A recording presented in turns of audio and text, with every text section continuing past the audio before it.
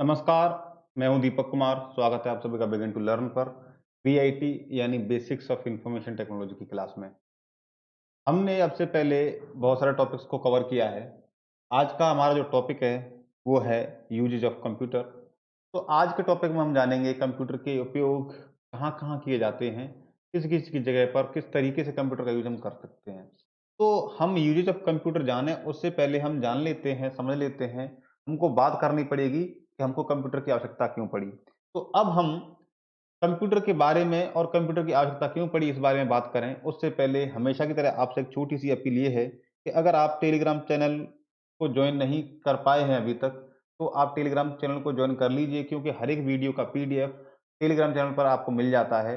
और यदि आप पहली बार यूट्यूब चैनल पर आ रहे हैं, तो चैनल को सब्सक्राइब करके ज़रूर जाना, क्योंकि आप देख रहे होंगे, अगर आप वीडियो को पूरा नहीं देखते हैं या तो कहीं न कहीं टॉपिक आपका बीच में छूट जाता है, तो आप वीडियो को पूरा भी देखिए, चैनल को सब्सक्राइब तो करना ही करना है आपको, क्योंकि सारी की सारी क्लासेस पॉलिटेक्निक, यूपी पॉलिटेक्निक की आपको बीआईटी की, एफसी की और सीएस यानी एफसी यानी फंक्शनल कम्युनिकेशन, सीएस यानी कम्युनिकेशन स्किल्स। तो ये सारी की सारी क्लासेस कंप्लीट कोर्स आपको बिगिन टू लर्न पर मिल रहा है और आप अपने दोस्तों को भी ये वीडियो साझा कर दें, उनका भी फ़ायदा हो जाना चाहिए। तो चलिए, अब वापस लौट के चलते हैं अपने टॉपिक पर। तो यूजेज ऑफ कंप्यूटर में सबसे पहले हम जो बात करेंगे, वो बात करने वाले हैं हम कि हमको कंप्यूटर की आवश्यकता क्यों पड़ी। तो सबसे पहले जानेंगे व्हाई कंप्यूटर।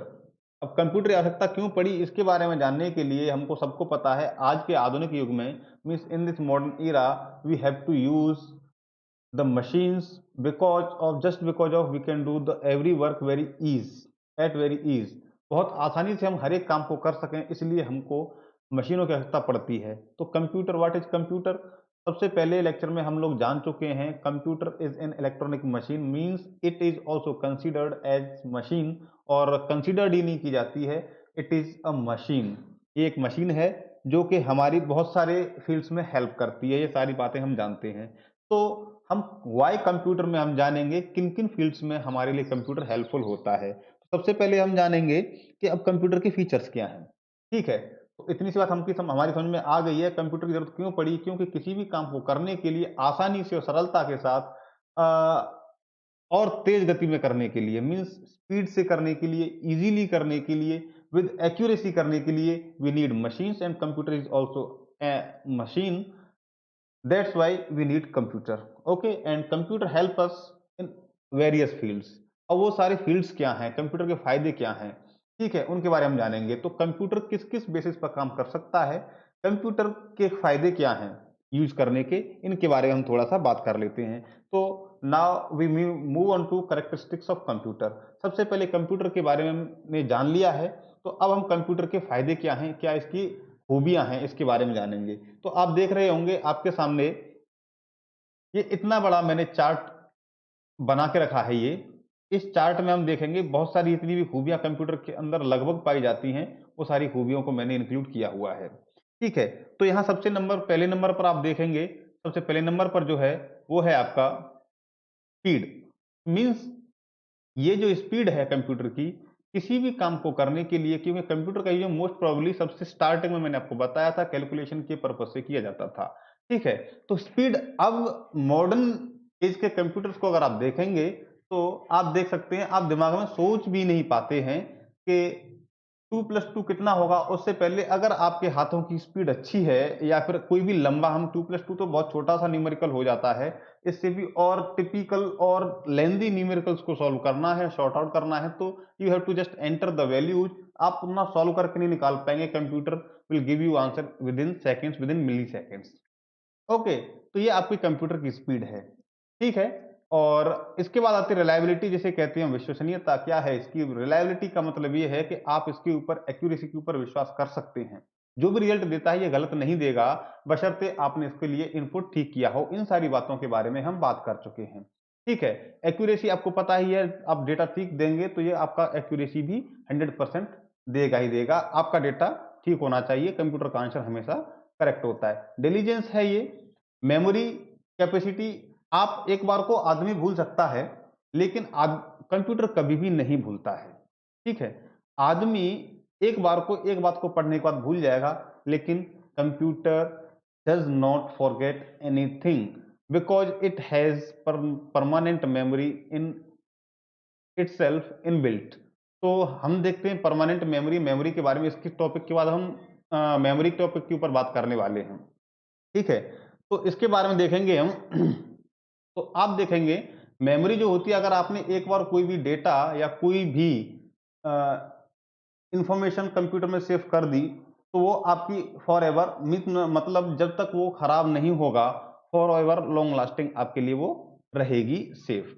लॉजिकल होता है, आप इसमें लॉजिकल ऑपरेशंस को भी परफॉर्म कर सकते हैं, जैसे कि अगर हम कहें ए 2a और 2, यानी 2a और 2 में से कौन सा नंबर मैथमेटिकल और अरिथमेटिकल है, तो आप कह देंगे कि आपका 2 है। ये लॉजिक लगाने वाली बात हो गई। या फिर मैं कहूं 3 और 4 में विच इज ग्रेटर, तो कंप्यूटर भी कहेगा 4 है, लेकिन एक बार को कोई भी नॉर्मल पर्सन होता है, एक बार को हम बोलने में थोड़ा सा गड़बड़ कर देते हैं, बिकॉज जैसे हम अपना हिंदी में बोलते हैं, लोकल लैंग्वेज में मीन्स 87, 88, 89 इस तरह से बोलते हैं, मीन्स 87, 88 एंड 79। तो इनको हिंदी में बोलने का मतलब 87, 88, 89, ये सॉरी 79, इनमें कौन सा बड़ा है, तो लोग कंफ्यूज हो जाते हैं। तो क्या कहते हैं कि नहीं सर 88 बड़ा होना चाहिए, ये आपका 79 बड़ा होना चाहिए। ठीक है, इस तरीके से। लेकिन कंप्यूटर में आप जैसे डिजिट एंटर करेंगे तो उसके सामने डिजिट्स आती हैं 88, 87 एंड 79। इनमें कौन सा बड़ा है, तो वो लॉजिक लगा करके बता देगा 88 इज द ग्रेटर। ठीक है, तो इस तरीके से लॉजिक भी लगा सकते हैं हम। इसमें यही पूछ सकते हैं नंबर कौन सा बड़ा या छोटा है, हम इसमें पूछ सकते हैं अल्फाबेट कौन सा है, नंबर कौन सा है। बाकी और सारी लॉजिक लगाने वाली बातें होती हैं, उनमें हम सारी बातें जान सकते हैं। ठीक है, इसके बाद आती है वर्सेटिलिटी, मींस ये बहुत सारे काम को एक साथ कर लेता है। जैसे एक बार में हम गाने भी सुन सकते हैं, एक सेम टाइम पर हम अपना टाइपिंग वर्क या फिर ऑफिस वर्क भी कर सकते हैं, एक टाइम पर सेम टाइम पर हम इंटरनेट से भी जुड़ सकते हैं। ठीक है, ऑटोमेशन में काम आता है। ऑटोमेशन का मतलब आप जानते ही हैं, मूविंग पिक्चर्स और एनिमेशन वगैरह बनाना होता है, वो ऑफिस ऑफिस ऑटोमेशन। एक तो ऑटोमेशन वो हो गया, दूसरा ऑटोमेशन का काम होता है, जैसे आप कंप्यूटर वर्क, ऑफिस वर्क मैंने बताया था, ऑफिस ऑटोमेशन में ऑफिस में डेटा एंट्री का काम जो होता है वो ऑफिस ऑटोमेशन का होता है। किसी भी काम को आसानी से और एक्यूरेटली करने का, कम समय में करने का, वो ऑफिस ऑटोमेशन होता है, जिससे आपका डेटा सेफ रहता है। तो ये थे आपके कैरेक्टरिस्टिक्स ऑफ कंप्यूटर, कंप्यूटर की खूबियां थी, इसकी वजह से हम कंप्यूटर को यूज करते हैं। ठीक है, हालांकि ये सारी बातें मैं आपको बता चुका था, लेकिन फिर भी वाई कंप्यूटर, जब क्वेश्चन उठा कि कंप्यूटर की जरूरत क्यों पड़ी, इससे पहले कि हम जाने कंप्यूटर किन किन क्षेत्रों में यूज होता है, हमने जाना कंप्यूटर की जरूरत पड़ती ही क्यों है, क्यों कंप्यूटर ही चाहिए हमको, बाकी और भी बहुत सारी मशीन्स हैं वो क्यों नहीं चाहिए। ठीक है, तो इसलिए हमने कंप्यूटर की खूबियों को जाना। होप अब आप इस बात को समझ गए होंगे। इसके बाद से अब हम चलते हैं नेक्स्ट। अब जानेंगे हम कंप्यूटर किन किन फील्ड्स में यूज होता है। तो सबसे पहला जो फील्ड है वो है आपका साइंस का। मीन्स साइंस के फील्ड में बहुत सारे फील्ड्स होते हैं, आपकी केमिस्ट्री हो गई, बायोलॉजी हो गई, जूलॉजी हो गई, बॉटनी हो गई, इस तरीके से बहुत सारे फील्ड्स होते हैं। अब साइंस में लेबोरेटरीज में ऐसे हम यूज करते हैं कंप्यूटर को। ठीक है, जैसे रिसर्च के लिए अभी आप देख सकते हैं, किसी भी एक सेल का नाम सुना होगा आपने, कोशिका का। वो सेल क्या है, हम इतना सभी लोग जानते हैं, हाई स्कूल तक या फिर 8th क्लास तक हम लोग समझ सके होते हैं। What is cell? Cell is the smallest unit of anything. Anything का मतलब ह्यूमन बॉडी कह सकते हैं, कुछ भी कह सकते हैं, मतलब स्टार्टिंग पार्ट जो होता है वो सेल होता है ह्यूमन लाइफ का। ठीक है, अब उसे आंख से देख पाना तो संभव नहीं हो पाता है। ठीक है, उसके बारे में रिसर्च करना है, जो भी करना है, with the help of and with the very ease, हम with the help of computer ये सारे काम कर सकते हैं। तो साइंस के फील्ड में केमिकल में हो, केमिकल रिएक्शंस हमको बनाने हैं या फिर कुछ भी और नया प्रोसेस करना है, उन सब चीजों के लिए कंप्यूटर हमारी बहुत हेल्प करता है। जैसे हमने मेडिकल साइंस में हम जाते हैं, मेडिकल साइंस में कोई भी हमको एक्सपेरिमेंट्स करने होते हैं, सबसे पहले with the help of computer we does experiments on the other species, as आपका चूहा हो गया, खरगोश हो गया, इस तरीके से। ठीक है, तो आप समझ पा रहे होंगे कंप्यूटर लेबोरेटरी में सारे डेटा को रिकॉर्ड करने के लिए मेन काम इसका जो डेटा रिकॉर्ड होता है, और रिसर्च का काम होता है कंप्यूटर का। हर जगह इसी जगह में आप इसी फॉर्म में, इसी फॉर्मेट में कंप्यूटर को देखेंगे। ठीक है, तो ये साइंस के फील्ड में हम इसको यूज करते हैं। बहुत सारे फील्ड होते हैं, मैंने आपको बता ही दिए हैं। नेक्स्ट जो यूज होता है वो होता है आपका बिजनेस में। बिजनेस में देखा होगा आपने, बड़े बड़े बिजनेसमैन होते हैं, उनका स्टॉक मार्केट में पैसा लगा होता है। ठीक है, बोलेंगे बिजनेस में क्या काम है, ठीक है। तो अगर हम बात करें बिजनेस में काम ये है कि आपका स्टॉक मार्केट में पैसा लगा होता है, ठीक है। इसके बाद से अगर हम बात करें तो वापस से अगर आप शोरूम्स में जाते हैं, बड़े बड़े शोरूम्स में, तो आप वहां पर बिलिंग का काम करते हैं। और उसके बाद अगर आप देखते हैं कमोडिटी को, आइटम जितने भी होते हैं आइटम, आपका इनटेक और इनटेक कितना हुआ है और आपका आउटलेट कितना हुआ है, ये सारे डेटा को मैनेज करने के लिए कंप्यूटर का यूज आप करते हैं, जिसके लिए स्पेशल सॉफ्टवेयर आप डेवलप करवाते हैं। ठीक है, वहीं से आप एक बार में शेयर मार्केट में आप पूरा का पूरा ब्यौरा देख सकते हैं। शेयर मार्केट में क्या चल रहा है, रेट आपका नीचे जा रहा है, स्टॉक्स का आपका शेयर्स का अप जा रहे हैं। सेम टाइम पर आप इसे एक चीज में एक बार में कंप्यूटर पर देख सकते हैं, अपने बिजनेस को घर बैठ करके आप हैंडल कर सकते हैं। ठीक है, ये आपका यूज होता है बिजनेस में। नेक्स्ट जो यूज होता है वो ये होता है बैंकिंग में। अब बैंकिंग का यूज सारे के सारे यूज हमने आपको बता ही दिए हैं, बैंकिंग में किस पर्पज यूज करते हैं। अब बैंकिंग में बहुत सारे आपका कस्टमर्स होते हैं, उनका डेटा मैनेज करना होता है आपको। जैसे कि आपने देखा होगा, जब भी आप कभी पैसा निकालने के लिए जाते हैं, आपके सिग्नेचर वेरीफाई किए जाते हैं। जो भी सिग्नेचर आप अपने सबसे पहले स्टार्टिंग में फॉर्म पर फिल करके देते हैं, जैसे मैंने अपने सिग्नेचर यहाँ कर दिए, ये मेरे सिग्नेचर हो गए, इनको मैंने बैंक में अकाउंट ओपन कराते समय करके दिया था। वैसे है नहीं है, इसको मान मत लेना है ये सही है, कभी आपके हाथ में अकाउंट नंबर मेरा अकाउंट नंबर लग जाए, फिर ये साइन करके निकालोगे, पकड़े जाओगे 420 में मैं बता रहा हूँ आपको एग्जाम्पल के तौर पे। ठीक है, तो सपोज करिए मैंने ये सिग्नेचर करके दे दिए,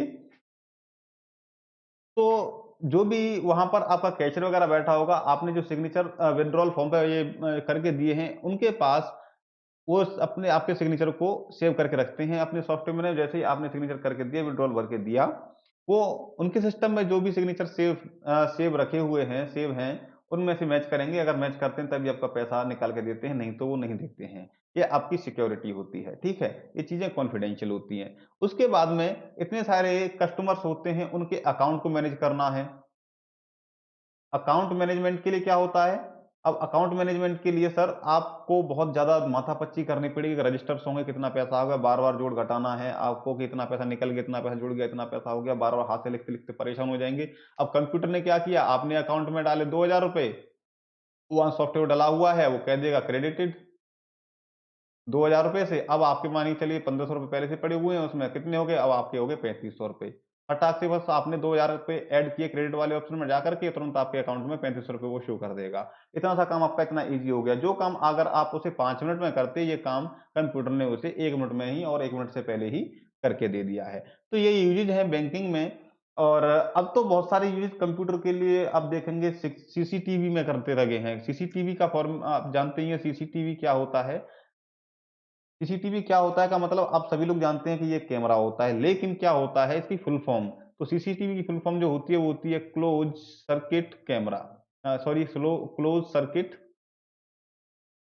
टेलीविजन। ठीक है, क्लोज सर्किट टेलीविजन होती है सीसीटीवी की फुल फॉर्म, इसे आप याद कर लेना। तो सीसीटीवी में भी आप देख रहे हैं सिक्योरिटी पर्पज से कंप्यूटर को यूज किया जाता है। सीसीटीवी को कंप्यूटर से कनेक्ट कर दिया जाता है, वहां से आप घर पर बैठ करके अपने घर के अंदर कौन आ रहा है, कौन जा रहा है, ऊपर वाला देखा ना एडवर्ट में, ऊपर वाला सब देखता है। तो ऊपर आपके सीसीटीवी लगा होता है, आप घर में बैठ करके सब कुछ देख रहे हैं, उस समय आप ऊपर वाले बन गए होते हैं अपने गली के, तो कम से कम। ठीक है, चलिए। तो ये बैंकिंग के यूज के लिए होता है, जितना भी पूरा डेटा मैनेज करना होता है बैंकिंग का। अकाउंट का डेटा हो गया, आपका पैसा निकालना, देना, वापस करना, सिग्नेचर वेरीफाई करना, सारा कुछ इतना बड़ा बैंकिंग का काम ये करते हैं। ठीक है, इसके बाद हम आगे बढ़ते हैं। आगे हम देखेंगे हमारा रेलवेज में कंप्यूटर का यूज करते हैं। अब रेलवेज में क्या यूज होते हैं आपको पता है, जैसे आपका टिकट बुक करना है। टिकट बुकिंग के लिए क्या करेंगे, आप रेलवे काउंटर पर जाएंगे, कंप्यूटर के सामने इस तरीके का बंदा, मतलब शक्ल ऐसी नहीं होगी ये तो ऐसा समझ में तो लेना कि यही बंदा आपको देख बैठा मिलेगा। ठीक है, तो ऐसा इस तरीके से बंदा बैठा मिलेगा। आप जाकर के किसी भी एम्प्लॉय से बस पैसे पकड़ाइए, तुरंत पैसा बता देगा। जहां भी जाना है पूछेगा किस जगह जाना है आपको, उस जगह से आपका पैसा बता देगा, इतना है सर, बस पैसा थमाइए और वो आपको एक टिकट निकाल करके दे देगा। ठीक है, बाकी आप रिजर्वेशन में भी दे सकते हैं। रिजर्वेशन में आपका रेलवे में इसका होता है, आप पहले से पहले जाकर के 1 महीने, 10 दिन पहले, 15 दिन पहले रिजर्वेशन करवा सकते हैं। इसके बाद से आप देखेंगे आपका जो आपका सिग्नल कंट्रोल जो होता है वो कंप्यूटर के बेस पे होता है रेलवे में। सिग्नल कंट्रोल आप करते हैं तो उसके लिए कंट्रोल रूम अलग बना होता है सिग्नल कंट्रोल के लिए। वहाँ भी बहुत बड़ा कंप्यूटर सिस्टम लगा होता है जिससे कि आप एक जगह बैठ करके ये सारे के सारे रेल ट्रैक करते हैं, वहाँ पर आप ट्रेन ट्रैक करते हैं।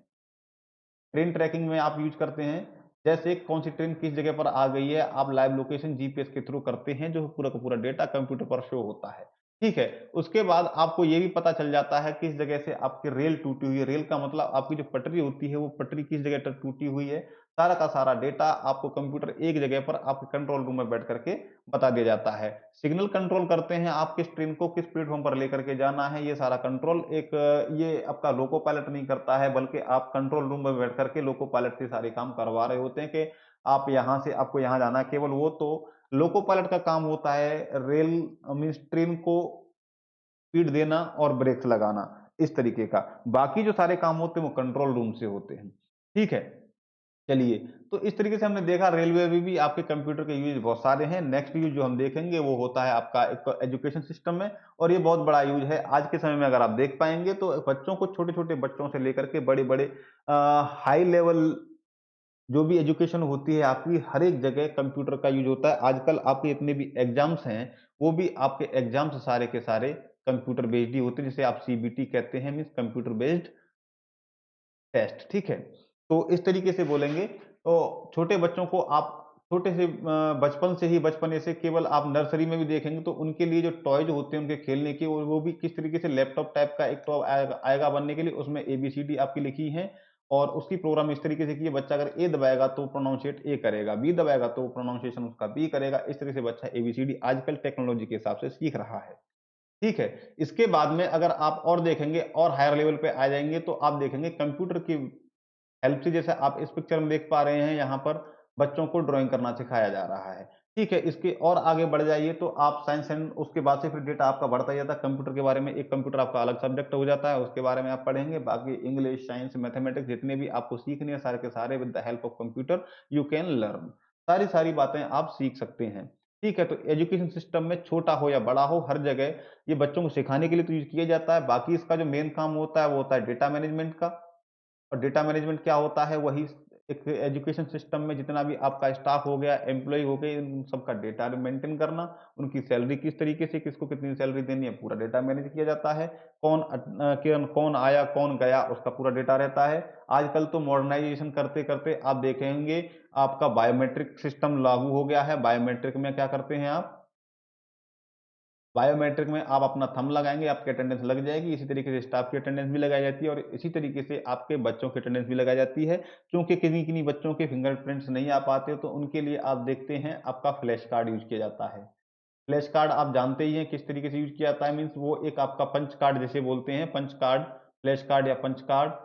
पंच कार्ड का मतलब उनका जो आइडेंटिटी कार्ड होता है बच्चों का, उसी में अंदर एक इलेक्ट्रॉनिक चिप लगी होती है, आईसी। उसे जैसे ही बच्चा एंट्री करता है उसकी आईसी की जितनी भी डेटा है वो मशीन में ऑटोमेटिक फीड हो जाती है, और आपका बच्चा की जितनी भी, जिस इंस्टीट्यूशन में या भी जहां भी उसने एंट्री की है, जहां पर ये सिस्टम लागू होते हैं वहां पर आपके बच्चे की अटेंडेंस लग जाएगी। जैसे एंट्री करेगा, जैसे एग्जिट करेगा, तब भी उसकी एग्जिट की वहां पर पूरा डेटा सेव हो जाएगा। तो इस तरीके से हम एजुकेशन सिस्टम में इसका यूज करते हैं कंप्यूटर का। इसके आगे जो हम देखेंगे वो होता है आपका हॉस्पिटल्स में। अब हॉस्पिटल्स में यूज जब मैंने आपको पढ़ाया था, आपको ध्यान होना चाहिए, एनालॉग कंप्यूटर डिजिटल कंप्यूटर को हमने जब पढ़ाया था, हाइब्रिड कंप्यूटर बनाया था दोनों को मिला करके, तो हमने जाना था कि एनालॉग कंप्यूटर की हेल्प से हम रीडिंग्स लेते हैं और डिजिटल फॉर्म में उन्हें हम देते हैं। बाकी हॉस्पिटल्स में आजकल के मॉडर्नाइजेशन के हिसाब से देखते हुए हम देखते हैं आपका सोनोग्राफी हो गई, आपकी स्कैनिंग हो गई, सीटी स्कैन वगैरह, वो क्या है, all these are machines with the help of computer, these are working. ठीक है, एंड हम सारी की सारी बातें अब आपके पेट में घुस करके, कोई आदमी अगर आपकी किडनी में स्टोन है तो आपकी किडनी में घुस करके तो कोई देख नहीं सकता क्या है। ठीक है, तो अभी आप कहते हैं मेरी किडनी में हार्ट अटैक है, तो कहां से कोई देखेगा, वो तो है with the help of computer scanning करने के बाद ही आप पता कर सकते हैं किडनी में हार्ट अटैक है कि नहीं है। हालांकि ये एक जोक है, जोक सपाट, इसके आगे और बढ़ते हैं। तो जो भी प्रॉब्लम्स होती हैं with the help of computer scanning, उस तरीके की मशीनें होती हैं हॉस्पिटल्स में, हम उनको देख सकते हैं। बाकी आपने देखा होगा किसी किसी पर्सन की ज्यादा हालत सीरियस होती है तो उसको आईसीयू पर हम लेटा देते हैं, वहां उसका ऑक्सीमीटर और आपका जितना भी होता है ऑक्सीजन लेवल भी चेक किया जाता है, आपकी हार्ट रेट चेक की जाती है, आपकी पल्स रेट चेक की जाती है, सारी की सारी सेम टाइम एक स्क्रीन पर शो हो रही होती है, उससे हम मॉनिटर कर सकते हैं कि आपकी स्थिति क्या है, आपको किस ट्रीटमेंट की ज़रूरत पड़ रही है। ठीक है? तो इस तरीके से हम हॉस्पिटल्स में बाकी वही सारा कॉमन यूज़ जो होता है, वही आपका स्टाफ मैनेज का डेटा मैनेजमेंट का होता है। ठीक है? स्टाफ का डेटा मैनेज करना है आपको। और इसी तरीके से आपका मेडिकल मेडिकल स्टोर में आप इसे यूज़ कर पाएँगे, किस लिए? आपकी दवाइयों की मेडिसिन के रिकॉर्ड के लिए आप इसे यूज़ कर सकते हैं, ठीक है? और ये सारे यूजेज़ हैं। और आपकी अगर आप हॉस्पिटल के लैबोरेटरी में जाते हैं, तो वहाँ पर आप स्कैनिंग की रिपोर्ट्स वगैरह, एक्स-रे वगैरह सारी की सारी इन सभी with the help of computer सारी की सारी निकाल सकते हैं। ठीक है? जो अब हम नेक्स्ट चीज़ देखेंगे वो देखते हैं ट्रैफ़िक में। ट्रैफ़िक में आपने देखा होगा चौराहे पर बहुत सारी बत्तियाँ लगी होती हैं सिग्नल पर, तो वहाँ देखा होगा आपने क्या है, एयरवेज़ में भी, ट्रैफ़िक में भी, रेलवे में भी, अगर आप अब हम बात कर रहे हैं ट्रैफ़िक की, इस जगह पर ट्रैफ़िक का मतलब यहाँ रोड ट्रैफ़िक से मतलब है, चौराहे पर लाल बत्तियाँ होती हैं, मतलब लाल बत्तियाँ बोल रहा हूँ, जबकि ट्रैफ़िक लाइट जो होती हैं, वहाँ पर लाल, पीली और हरी इस तरह की बत्ती लगी होती है, वो कंप्यूटर से कनेक्टेड होती है, उसी से कंट्रोल की जाती है। कब आपको चलना है, वहाँ पर जो टाइमिंग फिक्स होती है, जैसे आपका 1.5 मिनट की टाइमिंग लगी है, तो आपको रेड लाइट होने पर 1.5 मिनट तक वहाँ रुकना पड़ेगा, बाकी जो 2 अपोज़िट साइड्स हैं, वो चलती रहेंगी, आपको रुकना पड़ेगा। इसी तरीके से जब आपका टाइम पूरा हो जाएगा, उनको रुकना पड़ेगा, आपको चलने के लिए निर्देश दे दिए जाएँगे। ये सारे के सारे काम एक जगह पर ऑफ़िस में बैठ कर के कंट्रोल किए जाते हैं। वो है कंप्यूटर की हेल्प से ही कंट्रोल किए जाते हैं, कितनी टाइमिंग फिक्स करनी है, कब हमको, और इसे मैनुअली भी ठीक कर सकते हैं, जब हमको ज़रूरत होती है कि नहीं अब हमको यहाँ से ये जो रेड लाइट हटानी है, या फिर ये इसका टाइम बढ़ाना है या कम करना है, उस तरीके से। ठीक है, तो आप देख सकते हैं ट्रैफ़िक को कंट्रोल करने के लिए भी हम कंप्यूटर का यूज़ करते हैं। अब जो हमारा नेक्स्ट यूज़ है, वो है आपका स्पेस में। स्पेस एंड रिसर्च के लिए हम इसे यूज़ करते हैं। अंतरिक्ष में जैसे आप देख सकते हैं, हम कम आज घर पर बैठ कर के बहुत सारे ग्रहों के बारे में जानकारी ले सकते हैं। जैसे हम बता सकते हैं यहीं पर बैठ कर के कि हाँ, कौन-सा क्षुद्र ग्रह आ रहा है, क्या आ रहा है, पृथ्वी की तरफ टकराएगा, क्या करेगा। इस तरीके से हम आज मार्स पे भी जा चुके हैं, मून पे भी जा चुके हैं, और इस तरह बहुत सारे रिसर्च हम कर रहे हैं with the help of computer. आप देख रहे हैं रॉकेट को लॉन्च किया जाता है, दूसरे प्लैनेट्स पर जाने के लिए ह्यूमन को भी भेजा जाता है। How this all become possible with the help of computer.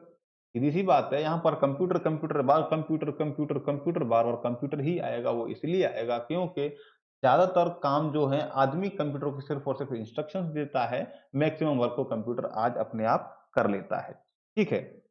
चलिए, अब जो लास्ट यूज़ कह सकते हैं इसे, हम देखते हैं वेदर फ़ोरकास्टिंग के लिए स्पेस में हम पहुँच चुके हैं। आज हम घर पर बैठकर अपने फ़ोन पर जितनी भी अपडेट्स हैं, आज धूप कितनी रहेगी, टेम्परेचर कितना है, कल का मौसम क्या रहेगा, हम 1 वीक तक की फ़ोरकास्टिंग ईज़िली आज के समय में अपने फ़ोन पर ले सकते हैं। वो क्यों होता है? वो होता है आपका just because of computer sends all the data to the satellites, and satellites just forward that data to the all users who are using the networks according to network. These are very ये बहुत बड़ा एक system है जिसे समझने में आपको समय लगेगा। अभी आप कंप्यूटर साइंस के स्टूडेंट नहीं हैं, और इसीलिए आपको सिर्फ इसके बारे में जानना है कि हाँ, इतना समझ लीजिए कंप्यूटर के हेल्प से with the help of satellites and computer अपने फ़ोन पर हम एक जगह पर बैठकर पूरा-पूरा डेटा यूज़ कर सकते हैं।